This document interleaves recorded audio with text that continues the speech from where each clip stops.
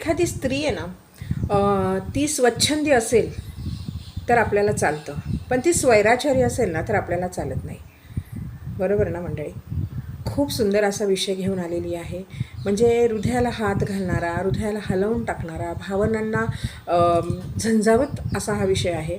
तर व्हिडिओ मात्र शेवटपर्यंत पाहायचा आहे. मिस्टिकल एरा या माझ्या चॅनलमध्ये माझ्या सर्व लाडक्या व्ह्यूअर्सचं अगदी मनापासून स्वागत आहे. तर मंडळी, एक स्त्रीचं जेव्हा बाहेर अफेअर होतं, पण ते अफेअर असतं का हा मोठा प्रश्न असतो. किंवा एका पुरुषाचं बाहेर अफेअर होतं, मग ते खरंच अफेअर असतं का, की ते फक्त मित्रमैत्रिणी असू शकतात?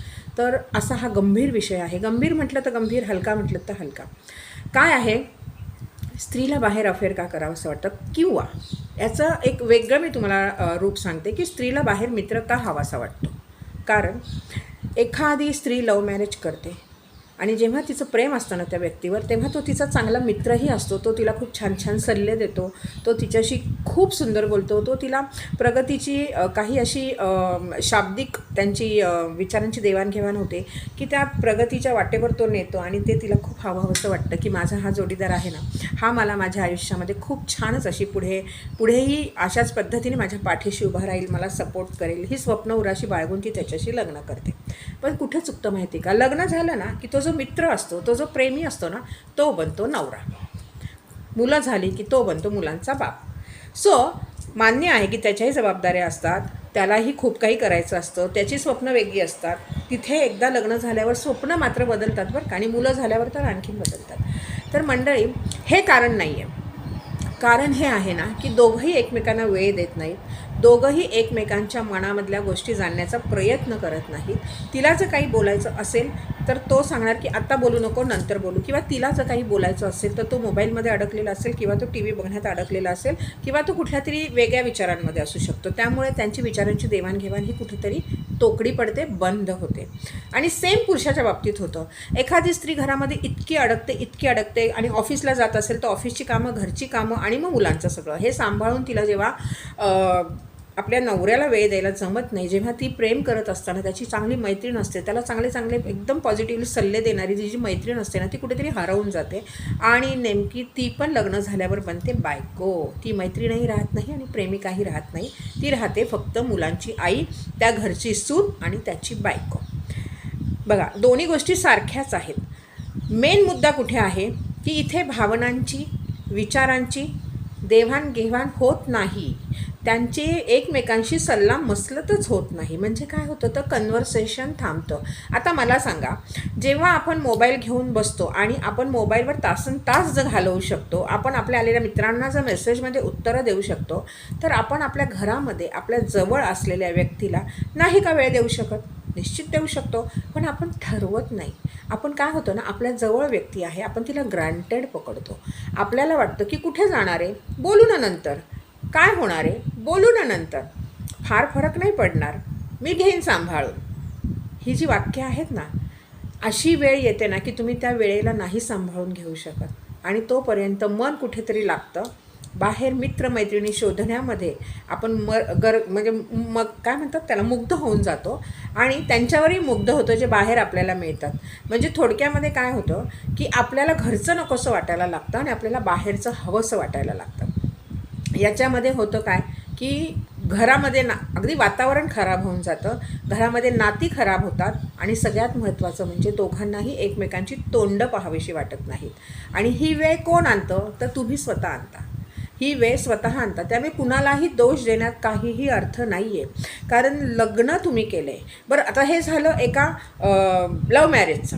पण जे असतं की ठरवून ज्यांचं लग्न झालेलं आहे, ते जेव्हा नवीन नवीन लग्न होतं, नवीन नवीन भेटतात, नव्याचे 9 दिवस, नव्याची नवलाई जेव्हा संपते, आणि जर ती गरोदर राहते, किंवा ती ऑफिसला जाणारी असेल, किंवा ती ऑफिसला जाणारी नसू शकते, किंवा नवरा त्याला ऑफिसला जावं लागतं, किंवा काही नवरे तर असे असतात की लग्न केलं आहे ना, बस तुला घर सांभाळ, मूल सांभाळ, मला काय बोलायचं नाही. ठीक आहे, अशी जी व्यक्ती असते ना, सगळ्यात महत्त्वाचं त्या व्यक्तीबरोबर आहे ना, जी स्त्री असते ना ती हे सगळं लक्षात ठेवते. स्त्री काय करते माहिती का, तुम्हाला माफ करते पण विसरत नाही कधी कुठली गोष्ट. त्यामुळे स्त्री या गोष्टी लक्षात ठेवते. आणि असे जे पुरुष वागतात ना स्त्रीबरोबर, ते त्यांचं म्हातारपण खराब करतात. कारण म्हातारपणी स्त्री त्यांना तशीच वागणूक देते जशी त्यांनी तिला तरुणपणात दिलेली असते. कारण तेव्हा तिची मोठी मुलं तिच्या हाताशी असतात आणि त्यांना माहीत असतं आपला बाप कसा आहे ते. पण तसंच जर एखादी स्त्री अशी वागत असेल, आपल्या नवऱ्याला दुस्वास करत असेल, आपल्या नवऱ्याला हडतूड करत असेल ना, तर तेही मुलांनी पाहिलेलं असतं. तर ती स्त्री म्हातारपणी तिचं म्हातारपण खराब करते. कारण त्या मुलांना माहीत असतं की आपला बाप कायमच चांगला होता, माझी आई नालायक होती. सो मंडळी, जिथे एक गोष्ट आपण लक्षात ठेवायचं आहे की तुमच्या घरात जेव्हा तुम्ही काहीही वागता तेव्हा तुमची मुलं त्या गोष्टीला बघत असतात. तुमच्या मुलांवर त्याचा परिणामही होत असतो. आणि तुमची जी मुलं असतात ना ती ते बघून बघून मोठी होतात आणि तुमचं अनुकरण करायला लागतात. तुम्ही जे करता ना तेच तुमचं मूल करतं. तुम्ही उद्या एक दगड उचलून एखाद्या कुत्र्याला मारलात ना, तुमचा मुलगाही तेच करणार आहे. तुम्ही सिग्नल मोडलात ना तर तुमचा मुलगाही पुढे जाऊन सिग्नलच मोडणार आहे. तुम्ही रस्त्यावर दादागिरी केलीत ना, तुमच्या मुलाला वाटणार आहे काय चुकीचं नाही आहे, माझ्या बापाने केले मी पण करेन. सो तुम्हाला हे कळलं पाहिजे की आपण आपल्या मुलाला काय शिकवतोय, आपण किती बेफिक्रीने वागायचं. म्हणजे हे मी आई वडील दोघांबद्दल बोलते. आता तुमचं दोघांचं जर पटत नसेल तर कोर्ट आहेत, तिथे जाऊन तुम्ही सरळ घटस्फोट घ्या. कारण जर तुमची बैठकच नसेल एकमेकांशी बोलण्यासाठी, विचारांची देवाणघेवाण नसेल, किंवा तुमच्या नात्यांमध्येच इतके प्रॉब्लेम आहेत की तुम्हाला एकमेकांचे तोंडही पाहावंसं वाटत नाही, तुम्ही फार तर कोर्टात जा. तिथेही तुमचं काउन्सिलिंग होतं छान पद्धतीने. 6 महिन्यात ते तुम्हाला काउन्सिलिंग देतात. मग नंतर तुम्ही ठरवा तुम्हाला एकमेकांबरोबर राहायचं आहे नाही राहायचं आहे, हा तुमचा प्रश्न आहे. आलं लक्षात. पण नात्याला पूर्ण विराम देण्याच्या आधी आहे ना 2-3 वेळा चान्स मात्र नक्की द्या. बाहेर कोणीतरी शोधणार, तो मित्र असेपर्यंत चांगला राहतो, ती मैत्रीण असेपर्यंत छान राहते, जेव्हा ते प्रेमिका बनतात तेव्हाही छान राहतात. आलं लक्षात. पण कुठेतरी बाहेरची माणसं आपल्याला आयुष्यात आली की आपल्याला आपली घरची माणसं नकोशी वाटायला लागतात. आणि जेव्हा बाहेरची माणसं चांगली वागतात ना तेव्हा घरची खूपच वाईट वाटायला लागतात. आणि जेव्हा ही बाहेरची माणसं जेव्हा खरंच तुमच्या नात्यामध्ये येतील किंवा तुम्ही त्यांच्याशी लग्न कराल जर डिवोर्स वगैरे घेऊन, तेव्हा तुम्हाला खरं कळेल की हे पण तसेच आहे, हे नातं पण तसंच सडत चाललं आहे. त्यामुळे जे नातं खराब होत चाललं आहे ना, जे घरामध्ये आहे ना, त्याला जपायचा प्रयत्न करा. कारण एक लक्षात ठेवा, एकदा खड्डा तुम्ही उकरलेला आहे, खड्डा तर केलेला आहे, त्या खड्ड्यात तुम्ही बसला आहात, लग्न तर तुम्ही केलेलंच आहे बरोबर. तुम्हाला वाटत असेल खड्ड्यात पडलो मी, म्हणून मी खड्ड्याचं उदाहरण देते आहे. त्या खड्ड्यात तर तुम्ही बसलेलाच आहात ऑलरेडी. पण म्हणून हे नातं संपवून जेव्हा तुम्ही दुसरा खड्डा करता ना, तेव्हाही हे लक्षात ठेवा की शेवटी तुम्ही खड्डाच करताय. प्लेन जमिनीवर, सपाट जमिनीवर बसून किंवा कुठलं तरी विमान येत नाही आहे तुम्हाला दुसऱ्या लग्नानंतर त्या नात्यामध्ये बसवण्यासाठी. हे नातं पण तसंच होणार आहे. नाती आहे ना ही गढूळ होतात. कारण जेव्हा आपण स्वतःमध्ये बदल करत नाही, आपण आहे त्या नात्याला मान देत नाही ना, तेव्हा युनिवर्स पण सांगतं की आहे ते सांभाळता येत नाही, तू दुसरं काय सांभाळणार. आणि तुम्ही जे आधीच्या नात्याला दिलेलं असतं ना ते दुसरं नातं तुम्हाला देतं.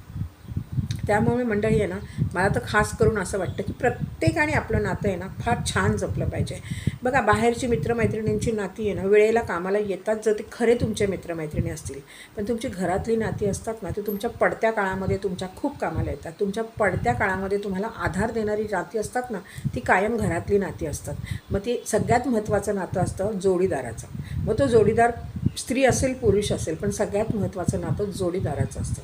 आणि काही जोड्यांमध्ये तर खरं सांगू ना तर एकतरी कोणतरी नालायक निघतंच. पण मग अशी जी नाती असतात ना ती त्यांनी संपवावीत. कारण ते नातं तुम्ही कितीही सुधारायचा प्रयत्न केलात ना तर ते सुधारणार नाही.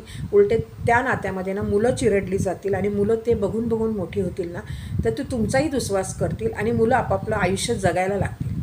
कारण त्यांना तुम्ही तसं वागवलेलं आहे, तुम्ही त्यांच्यासमोर कुठलंही भान ठेवलेलं नाही आहे.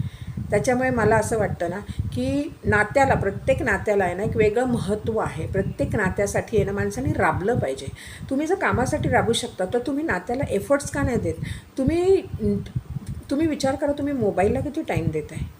मोबाईलला इतका टाईम देणं गरजेचं आहे का? मोबाईलला इतका टाईम देणं मुळात गरजेचं नाही आहे. मोबाईलने ना तुम्हाला खरं सांगते, माणसाला ना भावना शून्य बनवलेलं आहे मोबाईलने.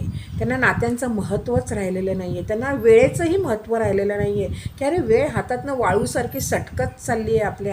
आपली नाती आपल्या हातातून निघत चालली आहेत आणि आपण कुठे गुंग आहोत. मोबाईलवर कोण पोरगी कशी नाचते ते बघण्यात, आणखीन स्त्री आहे की कोण माझ्याशी कसा बोलतोय, किती प्रेमाने बोलतोय, किती समजावतोय, मला समजून घेतो. अरे काही नसतं असं. कोणी समजून नाही घ्यायचं का दिखावा असतो, सोशल नेटवर्कचा दिखावा. ऑफिसमध्ये पण कोणी असेल ना, तर जर असं काही तुमचं वाटत असेल की खूप छान आहे, माझा घरचा असेल, माझी घरची तशी आहे वगैरे ना, तर काही नाही हो, दिखावा असतो, सगळा दिखावा असतो. पहिल्यांदा सगळ्यात पहिले ना आपल्या नात्यामध्ये एकदा बसून विचार करा की खरंच आपलं नातं इतकं खराब आहे. कारण जर हे नातं इतकं खराब आहे, ती व्यक्ती इतकी खराब आहे, तर मी या व्यक्तीबरोबर इतकी वर्ष का काढली, मी या व्यक्तीबरोबर लग्न का केलं, याचा विचार मात्र नक्की करा. आणि एकमेकांशी ना खूप छान वागा. बघा, उनी धुनी काढण्यासाठी आयुष्य आहे, उनी धुनी काढण्यासाठी बराच वेळ आपल्या हातामध्ये असतो, पण मला वाटतं ते महत्त्वाचे नसतात. महत्त्वाचं असतं ते आपलं नातं, महत्त्वाचं असतं ते कधीतरी आपण केलेलं ते लग्न आहे ना, ते का केलं याचा विचार करणं. आजूबाजूची माणसं तितकी महत्त्वाची नसतात, महत्त्वाचे असते आपला जोडीदार आणि त्याला समजून घेणं अतिशय महत्त्वाचं असतं. त्याच्यामुळे मला वाटतं मंडळी, ते समजून घ्या आणि मग पहा की तुम्हाला दुसऱ्या जोडीदाराची गरज पडणार नाही. तुम्ही तुमचं नातं नीट हँडल केलं, नीट हाताळलं ना, तर तुमच्याच नात्यामध्ये एक गोडवा निर्माण होईल आणि तुम्हाला त्या नात्यावर परत प्रेम व्हायला सुरुवात होईल. तर माझी खास करून सगळ्यांना पोटतिडकीने विनंती आहे की प्लीज प्लीज प्लीज नाती जपा. सगळी नाती जपा, जी रक्ताची आहे तीही जपा, आपल्या घरातली नातेवाईकांचीही नाती जपा, पण सगळ्यात महत्त्वाचं नातं आहे जोडीदाराचं. ते जपायला मात्र कोणी सांगायला येणार नाही आहे, तुमचं तुम्हालाच जपायचं आहे. कारण ह्याची वाच्यता कुठे कराल तर बाकीचे मजा घेतील, पण तुम्ही नातं जपा सांगणारे फार कमी असतील. तर नातं जपायला शिका. नातं तोडणं सोपं आहे, पण नात्याला खत पाणी घालून ते जपणं फार कठीण आहे. तर मंडळी, असं घराघरात चाललेलं आहे. हा व्हिडिओ तुम्हाला आवडला असेल तर व्हिडिओला जास्तीत जास्त शेअर करा, प्रत्येकापर्यंत हा व्हिडिओ पोचू देत. आणि ज्यांनी अजूनही चॅनलला सबस्क्राईब नाही केलं आहे ना, त्यांनी चॅनलला सबस्क्राईब करायचंच आहे. आणि मला सांगा कॉमेंटमध्ये की कोणाकोणाकडे हे सगळे प्रकार चालू आहेत. आणि महत्त्वाचं, आपली वेबसाईट आहे, वेबसाईट लिंक डिस्क्रिप्शनमध्ये दिलेली आहे. फेसबुक पेज आहे मिस्टिकल एरा नावाने, तिथे जायचं आहे, तिथे व्हिजिट करायची आहे, त्यालाही लाईक करायचं आहे. आणि माझं स्वतःचं यूट्यूब चॅनल आहे, सगळ्यांना माहीतच आहे. तर ह्या चॅनलला तुम्ही जास्तीत जास्त प्रेम दिलेलं आहे, त्याबद्दल खरंच तुमची मी अतिशय आभारी आहे. कारण माझे मिलियन व्ह्यूज झालेले आहेत आणि हे खूप टाईम झाला आहे होऊन, पण असंच तुमचं प्रेम माझ्यावर सतत असू देत. पुन्हा नवीन विषय घेऊन लवकरच तुमच्या सगळ्यांपर्यंत येईल. तोपर्यंत छान राहा, मस्त राहा आणि माझे व्हिडिओ पाहत राहा.